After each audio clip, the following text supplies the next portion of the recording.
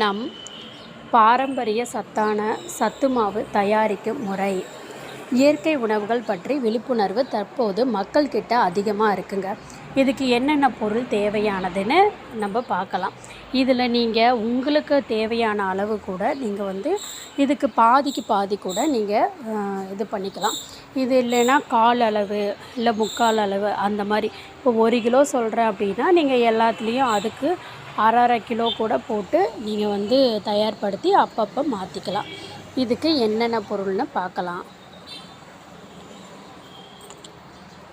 Ragi 2 kilo, சோளம் வெள்ளை சோளம் சேர்த்துக்கலாம், இல்லை சிகப்பு சோளம் சேர்த்துக்கலாம் 2 கிலோ, நாட்டுக்கம்பு 2 கிலோ, பாசி பயிறு அரை கிலோ, கொள்ளு அரை கிலோ, மக்காச்சோளம் 2 கிலோ, பொட்டுக்கடலை 1 கிலோ, சோயா 1 கிலோ, திணை அரை கிலோ, கருப்பு உளுந்து அரை கிலோ, சம்பா கோதுமை அரை கிலோ, பார்லி அரை கிலோ, நிலக்கடலை அரை கிலோ, மாப்பிள்ளை சம்பா அவல் அரை கிலோ, ஜவ்வரிசி அரை கிலோ, வெள்ளை எள் 100 கிராம், கசகசா 50 கிராம், ஏலம் 50 கிராம், முந்திரி 50 கிராம், சாரப்பருப்பு 50 கிராம், பாதாம் 50 கிராம், ஓமம் 50 கிராம், சுக்கு 50 கிராம், பிஸ்தா 50 கிராம், ஜாதிக்காய் 2, மாசிக்காய் 2.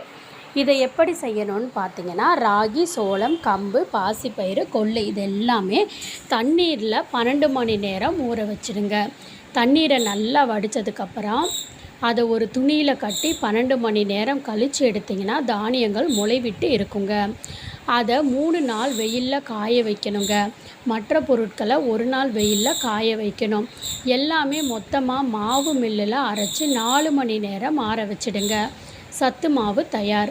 12 கிலோ மாவு கிடைக்கும். சத்து மாவு தயாரிக்க தேவையான பொருட்களை மளிகை கடையில் கிடைக்கிது. தனியாக இடம் எதுவும் தேவையில்லை. வீட்டிலேயே தானியங்களை ஊற வச்சு முளை கட்டலாம். வீட்டு வளாகத்தில் காய வைக்கலாம். தானியங்களை இந்த அளவு வீட்டு மிக்சியில் அரைச்சா சரியாக வராதுங்க. மாவு மில்லில் கொடுத்து அரைச்சிக்கோங்க. இதனால் என்ன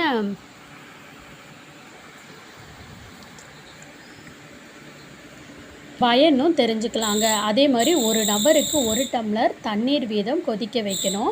இது எப்படி செய்கிறதுங்கிறதையும் நம்ம தெரிஞ்சுக்கலாம். எப்படி சாப்பிடணுங்கிறத 1 டம்ளர் கொதிக்க வச்சுக்கோங்க.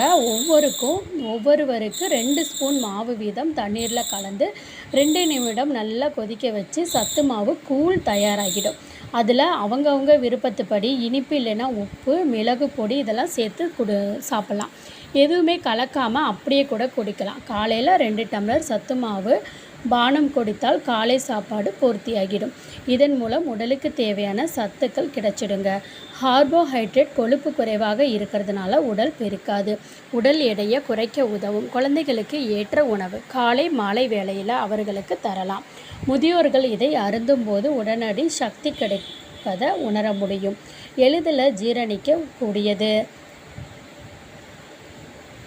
ஒரு முக்கிய குறிப்பு, இது 5 மாதம் கெடாது. சத்து மாவு காய வச்சு வறுத்து அரைக்கப்படுறதுனால 5 மாதம் வரை கெடாதுங்க. பொதுவாக ஒரு நபர் ஒரு நாளைக்கு 50 கிராம் வரை பயன்படுத்தினால் 1 கிலோ பாக்கெட் 20 நாளில் தீர்ந்துடும். இதனால் கெட்டு விடுமா அப்படிங்கிற கவலையே வேணாங்க. இன்றைக்கி இதை உங்கள் வீட்டில் நீங்களே தயாரித்து அக்கறை மிக்க குடும்பத்தினர் அனைவரும் பயன்படுத்தி நலமுடன் வாழலாம். காலையில் அவசரமாக வேலைக்கு போகிறவங்களுக்கு கண்டிப்பாக குடியுங்க.